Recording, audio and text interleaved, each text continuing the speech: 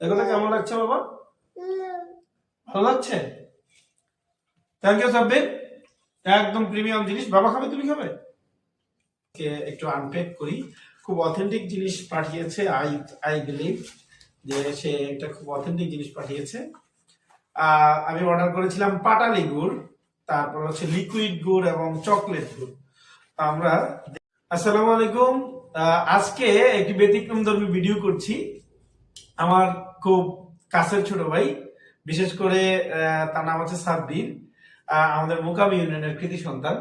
তো সে বাংলাদেশ কৃষি বিশ্ববিদ্যালয় থেকে পড়াশোনা করে সারা বাংলাদেশে বিভিন্ন ধরনের অথেন্টিক ফুড নিয়ে কাজ করছে।